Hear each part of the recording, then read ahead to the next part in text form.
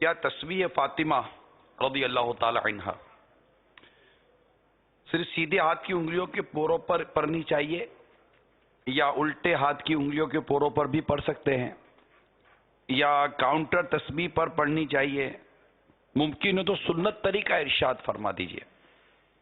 احادیث مبارکہ میں تو عقد انامل آیا ہے، عقد انامل یہ ان کو بولتے ہیں، یہ انگلیوں کے پوروں کو، تو یہ پوروں پر پڑھنے کا آیا ہے، اور یہ پورے جو ہیں یہ قیامت کے روز گواہی بھی دیں گے کہ اس پر پڑھا تھا، گنتی کی تھی نا۔